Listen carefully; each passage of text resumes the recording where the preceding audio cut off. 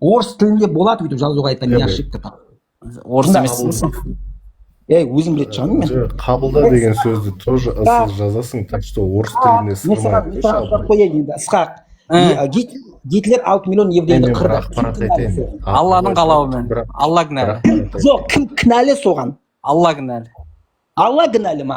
Значит, Алла тағала напрямую оған қолына қару берді да, давай бәрін қырды. Конечно. Әрине. Сөйтті. Значит, адамға таңдау бермейді сен. Әрине, таңдау бермейді сен. Бермейді. Значит, адам робот қой. Тоқта, Гитлер дүниеге келмесе өлтіретін бе? Адам робот қой. Адам робот қой сен. Тоқтаңдаршы. Тоқтатыршы, Ысқақ мен сөйлесейін. Ысқақ, адам робот қоя. Дұрыс айтып отыр, білесің бе неге екенін? Өйткені Алла тағала оны қаламаса, кезінде Гитлер жас болған кезде, ана художественный неге колледжға түсетін кезде соған түсір жіберетін еді. Вообще, по идее, жолдан таюы, Алланың Гитлерді жолдан тайдыруы сол художественный колледждан басталған училище. Может Гитлердің өзінің планы болған шығар, который захотел. Гитлер ол кезде білген жоқ ондай нәрселер. Жоқ, олай болса қара, міне қара. Тыңда, енді қара, мен саған айтайын, енді тыңда, мен саған аналогия жіберейін, осыған сәйкес. Сен айтып отырсың ғой, барлығы жаңа келіп алып, мысалы қара. Мен саған жаңа Мұса алейхиссаламның тарихын бастадым, иә? Как раз сол кезде Мұса алейхиссалам Алла тағаламен сөйлесуге баратқан кезінде бедеу әйел кездеседі. Ол Мұсаның, Алланың өтірігін ашайын деп тұрсың ғой сен қазір. Ашайын деп тұрған жоқпын, мен саған наоборот көрсетейін деп жатырмын. Қара, ол историяны мен білемін, мен саған айта салайын ол жерде. Қазір сен Мұса Аллаға барған кезде Алла тұрады да, жоқ, оның тағдырына балалы болу жазылмаған деп құлақтан тебе салады. Бәрін білетін Құдайың Мұсаға бұл балалы болмайды деп құлақтан тебе салады. Сөйтсе бір күні Мұса короче негізі атеист болып кеткен ғой сол кезден бастап, білесің ба? Мұса Алламен сөйлескен. Алладан сұраған, мына бедеу әйелге бала берші деп. Сосын Алла айтқан, бұл ешқашан балалы болмайды деген. Содан кейін Мұса бір күні қараса, ана әйел балалы болып жүрді. Сосын Мұса тұрғанда, мен сеніп жүрген Құдайым өтірікші екен ғой деп, Мұса сол күні атеист болып кеткен. Кешір, ондай болған жоқ. Ол кезде ол сұрады Алла тағаладан, неге сен оған балалы болмайды деп тұрып, неге бала бердің деген кезінде, ол не деп айтты? Ол айтты, мен өтірікшімін. Сен бірінші келген кезде мен сен құлағына тебе сағам. Мен бәрін біліп тұрсам да, тоқтай тұршы. Ол Алла тағала айтқан, короче, мен бәрін біліп тұрсам да, сен бірінші келген кезде мен саған өтірік айта сағам. Сосын екіншісінде ойланып қалдым да, өзім қатем түзедім деген. Сөйтіп Мұса атеист болып кеткен сол жерде. Өйтіп айтқан жоқ Алла тағала ол жерде. Алла тағала ол жерде ол әйелге мен қаншама даже басын жазып қойсам да, ол әйел қаншама рет құлшылық қылып. В общем, қара, по факту осы жерде бір сұрақ. Мұса бірінші келгенде Алла өтірік айтты ма жоқ па? Жоқ, шындық айтты.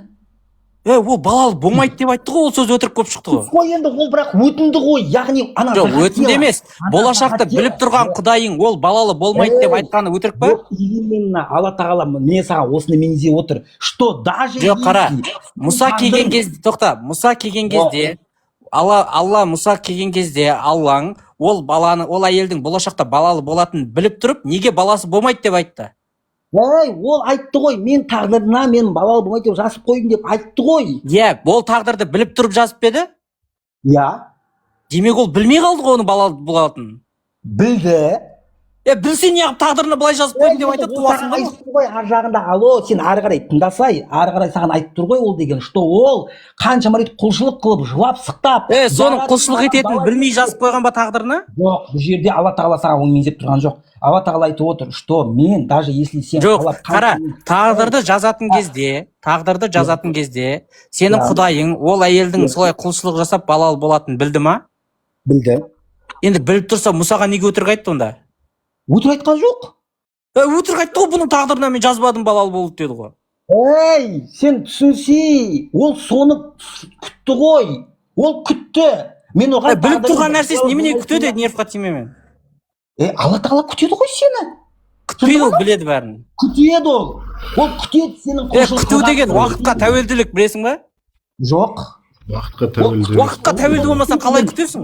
Ол уақытқа тәуелділік емес, күту деген. Енді не? Қазір мен саған 5 минуттан кейін келем десем, сен мені күтіп тұрсаң, сен уақытқа тәуелді болып тұрсың ба? Сен адам. Иисус, Бог дейсің ғой. Ол құлшылықты қашан істейді деп күтеді. Бұл жерде ол уақытқа тәуелді. Қалай күтеді, уақытқа тәуелді болмасын? өйткені сөйтіп алла тағала мүмкіндік береді адамға. Мүмкіндік қалай береді ол мүмкіндігінің бәрін алдын ала жазып қойса?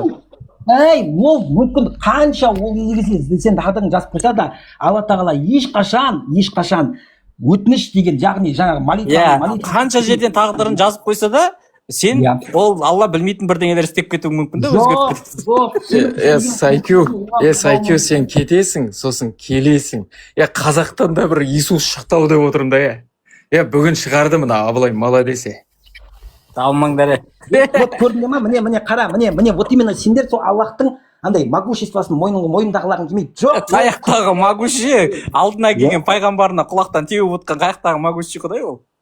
Жындысың ба? Ол өтірік айтқан жоқ деймін, ол шындығын айтты пайғамбарға. Демек ол кезде ол ана әйелдің балалы болатынын білмей отырды. Жынды ма? Ол сөйтіп жеткізіп отыр оған. Білмей тұр. Қара, ол әйелдің болашақта балалы болатынын біліп тұрып айтты ма, білмей тұрып айтты ма? Ол білмей тұр емес, бауырым, сен түсінбей тұрсың. Қысқасын айтшы маған. Ол әйел Мұсаға бұл әйел балалы болмайды деген кезде, ол әйелдің болашақта балалы болатынын біліп тұрып айтты ма, білмей тұрып айтты ма? Мен саған айтайын, бұл жерде Алла тағала ол әйелдің бірнеше уақытта баласы болып жүретінін біліп, сосын бірнеше біліп тұрып, бірақ оның тағдырына балалы болу жазылмаған деп айтты. Жоқ, тұратса енді бірнеше уақыттан кейін құлшылыққа келген кезінде егер ол әйел келсе құлшылыққа қабылдайтынын, яғни содан кейін бала беретінін ол білді. Осыны жасап көрейікші. Девиантпен тұра тұршы, Девиантпен бір эксперимент жасап көрейік. Так, Девиант қара, осындай бірдеңе істеп көрейікші, осы сияқты. Так, сен маған келесіңді, мен болашақтың білемін да, сен менен сұрайсың. Сен менен сұрашы давай бір нәрсе болашағың туралы. Мен 2 аптадан кейін жоқ, сен одан сұра. Татыршы жап аузыңды. Мен одан сұрам, қашан сұра деп тұр. Тыныш тұр. Жоқ, сұрай бер Девиант. 2 аптадан кейін командировкаға барам ба? Жоқ, бармайсың. Мен қазір Девиантқа өтірік айтып тұрмын ба? Оны нақты білмейді.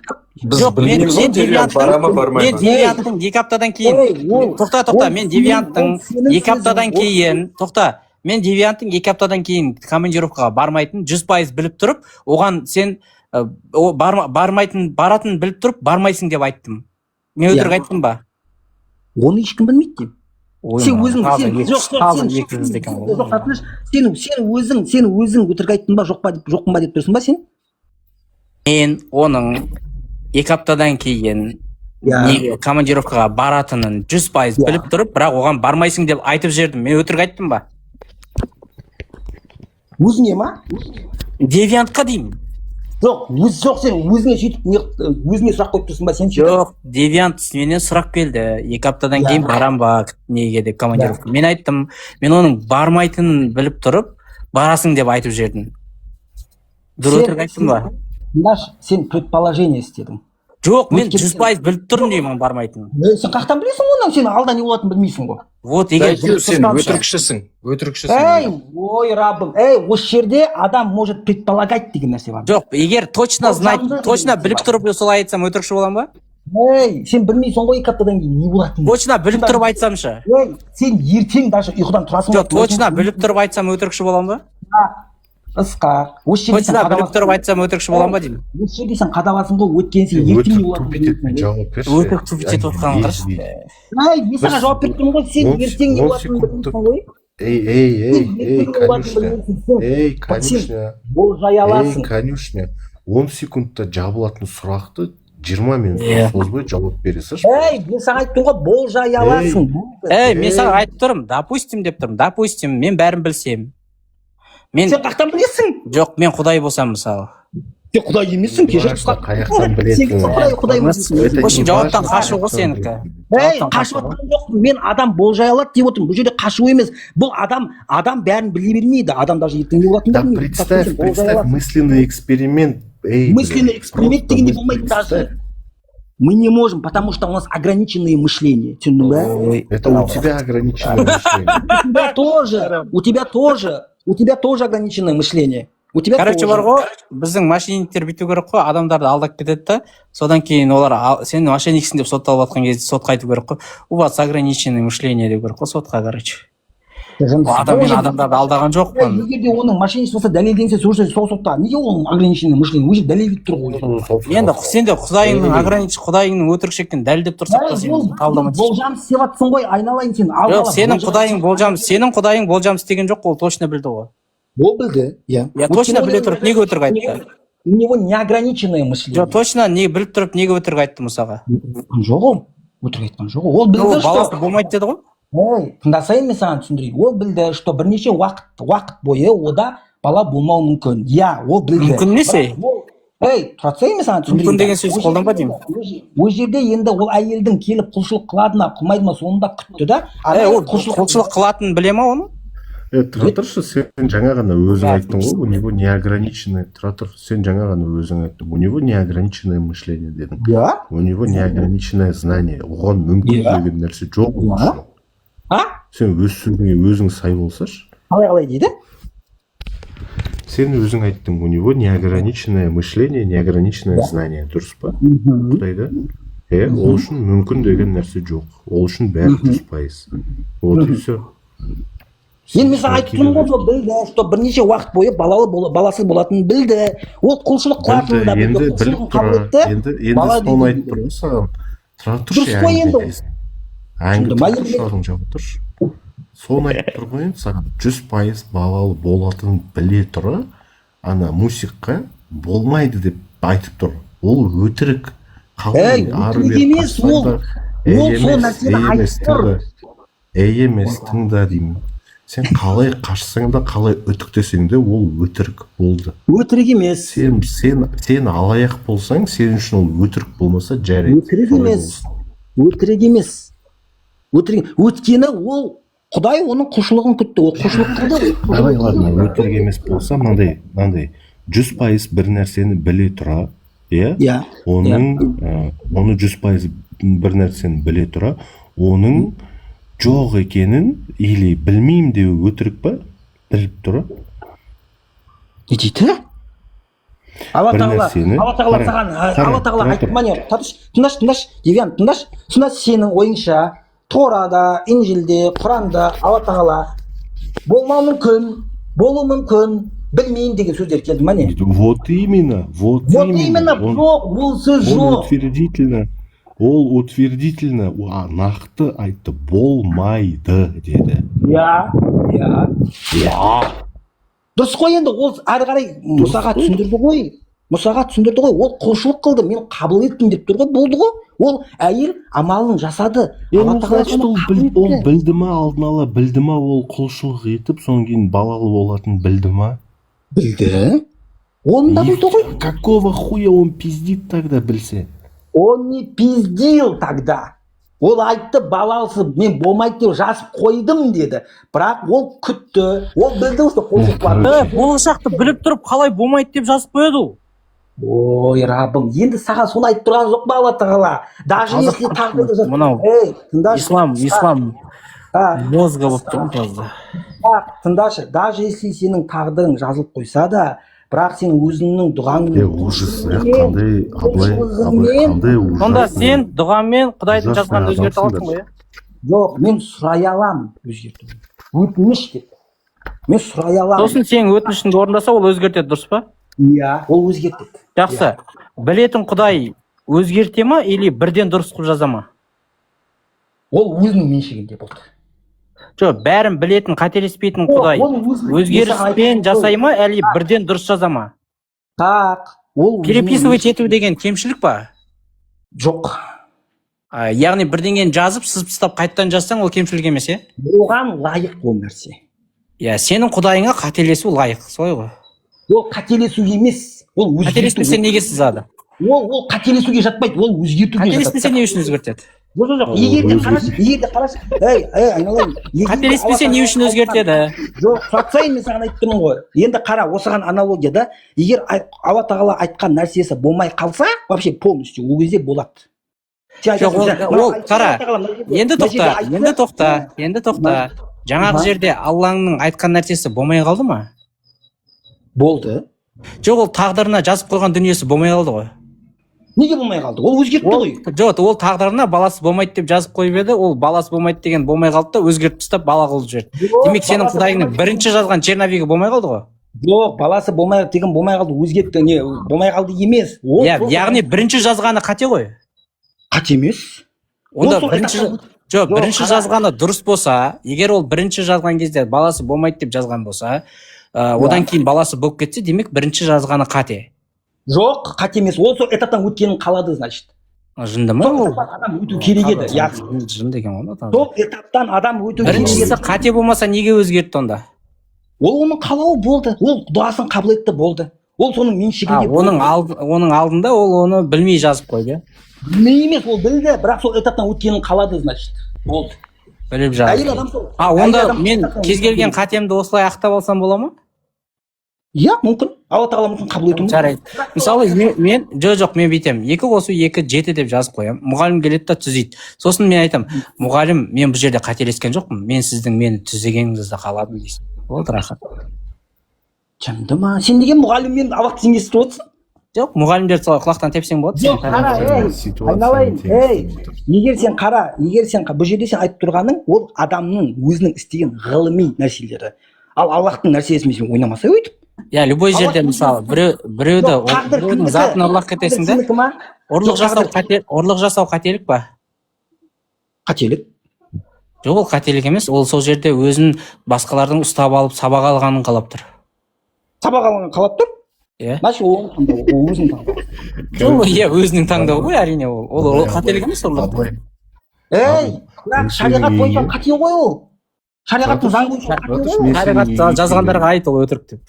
Абылай, мен сен үйіңе келем, сен мен қонаққа шақырасың да, короче, мен сен үйіңе келем де, үйіңде бір қымбат, бір фигурка, статуэтканы ұрлап кетем, мысалы. Ұрладың, окей. Соң кейін сен маған арыз жазасың да. Ол қателік қой менің ұрлағаным.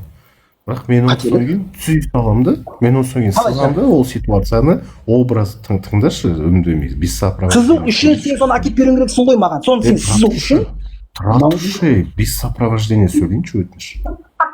Соң кейін сен маған арыз жазасың да, соң кейін маған опер келеді де, сіздің батыңызға арыз түсті дейді да, кімнен деймін? Ол айтады, Абылайдан дейді. Мен айтамын, жүріңіз Абылайдың үйіне деймін. Соң кейін келем де, екеуінің көзінше ана статуэтканы жаңағы құдайың сызып қайттан жазып қойған сияқты статуэтканы орнына қоя салам. Нормально ма? Нормально. Сен ғана әкеп бердің ғой соны. Мен саған айтамын, не үшін алдың? Мен саған айтамын, қара, тыңда деген. Мен саған айтамын, не үшін алдың дейді. Сен айтасың, қолым жүгіріп кетті, не істеймін де, шайтан попутал меня дейсің. Мен айтамын, хорошо, сен ғана әкеп бердің. Хайыр деймін. Мен Құдайды да шайтан шатастырып жүрген ғой сол жерде. Құдайға шатастырып болмайды деп жазғызып жүрген ғой. Шайтан деген на самом деле ол өзі жын. Біле білсең. Яғни ол Құдаймен теңесе алмайды. Ол періште. Періште? Ол жын. Тоқтат, Құранда періштелерге бас ий деп айтқан кезде сол бас ий деп. Ол не только періштелерге, ол барлығын айтты бас ий деп. Ол жын. Сондықтан ол айтты, мен оттан, ол судан жаратылды, ол балшықтан жаратылды. Мен неге бас июм керек деді. Дұрыс қой. Періште деген ол нұрдан жаратылды. Ол жыннан жаратылған, ол оттан жаратылады, ал нұрдан жаратылған ол періште болады. Шайтандікі дұрыс қой? Дұрыс емес? Неге? Дұрыс емес. От топырақтан түшіріп қой. Бұл жерде Алла тағала бұйрық беріп тұр ғой оған. Неге ол бас имейді? Алла тағаланың подстава істеп тұр бұл жерде. Кім? Алла тағала. Кімге? Барлығы иіватыр ғой, неге ол имейді? Алладан басқаға бас имеу керек қой. Барлығы иіватыр ғой, бұл жерде Алла тағала деген ол. Жоқ, бұл жерде мынандай, қара, бұл жерде бұл сынақ болса қайтесің, қара, бүйтсе, адамға бас иіңдер деп бұйырып алып, сосын бәрі бас иген кезде менен басқа біреуге неге бас иесіңдер деп сауап тастаса қайтесің. Жынды ма? Ол өзі айтып тұрып қалай ол өзі бұрмалайды одан кейін? Сынақ қой. Кімге? Сол шайтандарға. Шайтандарға. Сынақ. Сынақ, менен басқаға бас ием екен деп сынаған періштелер сол сынақтан өтпеді. Олай болса періштелерге ше, ол сынақ па періштелерге? Иә, періштелер өтпеді ол сынақтан. Періштелер значит сыналады, по-твоему. Ширк жасады олар. Періштелер сыналады, по-твоему, иә? Иә. Қателесесің бауырым, періштелер сыналмайды ол жерде. періштелер ширк жасады сол жерде. Періштелер сыналмайды деймін саған. Алладан Періштелерде басқаға бас ию ширк па? алло, Алладан басқаға бас ию ширк па? алло, мен саған айтайын, егер сен сыналды деп айтатын болсаң, яғни адамды таңдау. Алладан басқаға бас ию ширк па жоқ па? Мен саған сынақ деген нәрсені түсіндіріп берейін. Қойшысын айт маған. Алладан Мен басқаға саған бас айтып ию тұрмын ширк па ширк емес па? Мен саған айтып тұрмын ғой, босат тыңдашы. Ол қызық емес маған. Алладан басқаға бас ию. Сен періштелерге сынават дедің ғой. Періштелер қалай Алладан сынават? басқаға бас ию. Періштелерді таңдау бар ма? Ширк емес па? Періштелерді таңдау бар ма? Айтшы. Алладан басқаға бас ию ширк па ширк емес па? Періштелерді таңдау бар ма? Айтшы. Алладан басқаға бас ию ширк па ширк емес Мен саған па? айтамын, періштелерді таңдау бар ма? Айтшы. Таңдау жоқ. Вот, сондықтан ол сыналмайды, таңдау жоқ. Сендерде таңдау жоқ, сендерде сынап отыр ғой. Неге? Біз таңдау бар. Таңдау жоқ. Әңгімені бұрма болып жауап бердің ғой. Енді айт. Алладан басқаға бас ию ширк па ширк емес па? Бас ию дегенде Алладан басқа құлшылық ету ширк. Бас июші. Бас ию дегенде сен қалай түсінесің? Енді Алладан басқаға бас ию. Андай сәжде қылу ма? Иә. Ширк. Онда періштелер ширк жасады ғой. Жоқ, ол Аллахтың бұйрығы болды. Сонда Аллах ширкке бұйырды ма? Жоқ. Алла тағала бұл жерде бұл менің жаратылысым, яғни менің құдіретіме бас иіңдер деген үміт. Жоқ, ол жерде Аллах тағала періштелерді ширкке бұйырды. Жоқ. Ол Аллах жоқ дейді ғой. Жоқ. Аллахтың прямой бұйрығына сен. Осыны жазып қойыңдар. Алла тағала өзі ширк жасауға бұйырған деп жазып қойыңдар. Жоқ, олай емес. Ол жердегі сен намегін түсіндің. Алладан басқаға сәжде жаса деп айтты. Жоқ. Ол жерде Алла тағала менің құдіретіме бас иіңдер деп отыр. Яғни оның құдірет емес қой, ол адам ғой. Неге? Ол құдіреті ғой соның. Абылай тұра тұршы. Алланың құдіреті деп білген Сайкю жауап берші. Жауап берші Сайкю.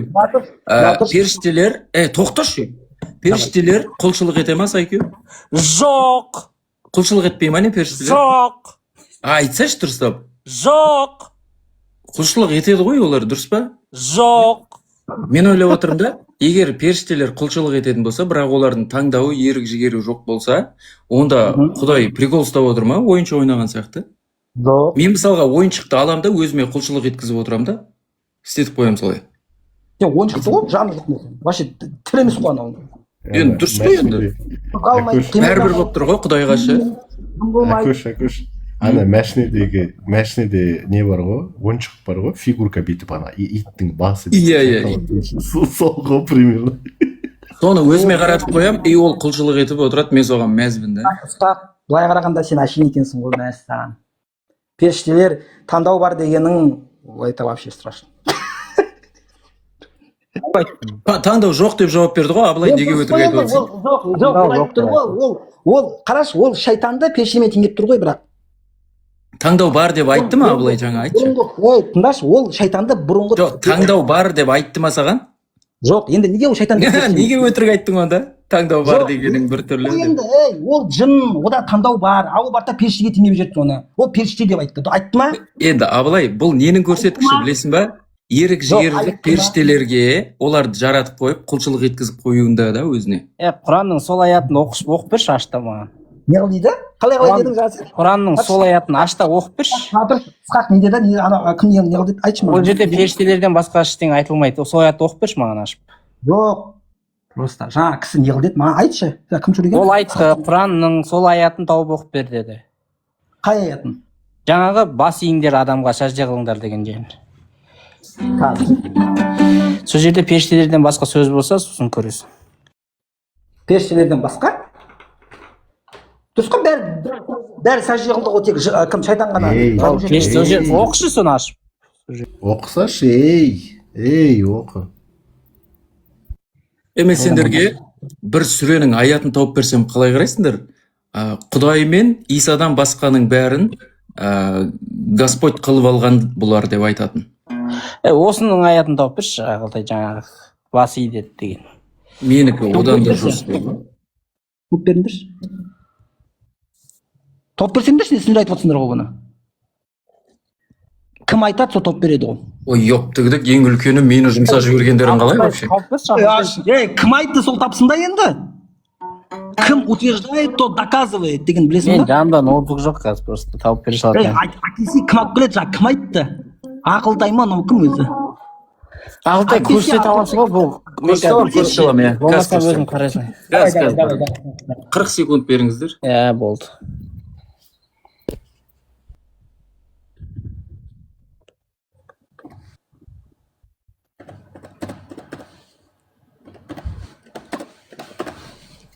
Ай, мазгалар. Иә, сен таза миың бітіпті одан қалмапты албай. Иә. Ислам миың бәрін жеп қойып тұр. Құдайға шүкір. Иә, сөйтіп ойлай берші, бетіңіз жасқақ. Түк қалмапты.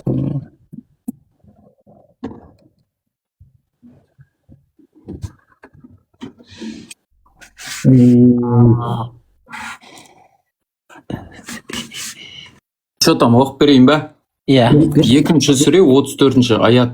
Вот мы сказали ангелам, падите ниц перед Адамом. Они пали ниц, и только Иблис отказался, возгордился и стал одним из неверующих. То есть ангелдерге айтып атса, менің қатысым не деп Иблис тұру керек. Енді саған сұрақ қоямын.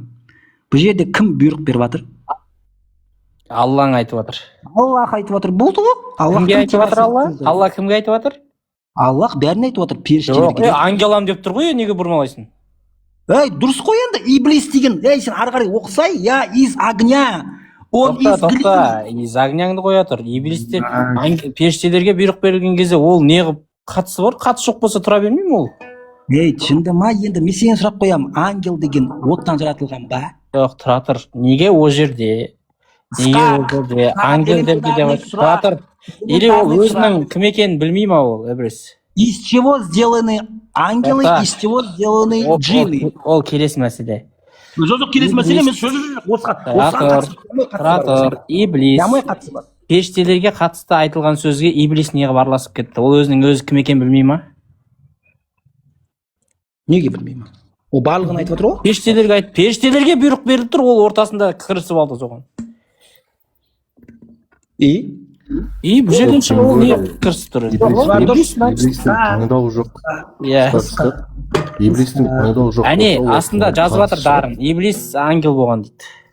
Ей! Енді мен сұрақ қоямын. Иблис оттан жаратылған, ол ангел ма? Өтірік бұрмалама. Иблис оттан жаратылған. Я сделан из огня, он сделан из глины. Я лучше него деген кезінде. Айтты ғой осындай сөз, дұрыс па? Енді сұрақ қоямын. Ангелдар оттан жаратылған ба? Жоқ. Енді сұрақ. Кто сделан из огня? Кто сделан из огня? Из огня? Костер? Джинны. Нет, костер. Джинны. Нет. Так что ары қарай оқысаңдаршы, бауырлар, не істеп отырсыңдар, Құдай-ай. Бер жағын ғана бүйтіп алып мыжып болсаңдаршы, вахабистер сияқты. Жаңа сен маған кіріп келген кезде тафсир туралы періп отыр едің ғой, әңгіменің басында. Тафсирді оқыш, Ибн Касирдің тафсирін оқыш. Кім екенін Иблис? Ибн Касир деген кім өзі? Айтшы маған соны. Кассир деген сөз білесің ба? Араб тілінен шыққан. Сол Ибн Касирдің атына байланысты. Мен ол вообще ол кісі кім? Соны білесіңдер ма деп тұрмын. Кассир болған. Менеджер отдела продаж.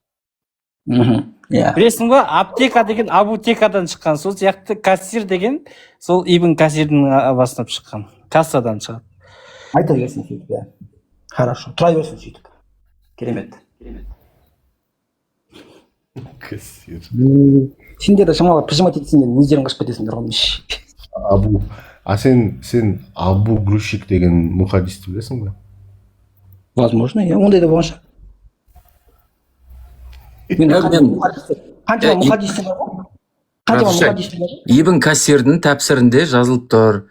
Он был одним из самых усердных ангелов и обладал большими, чем они, знаниями деп тұр.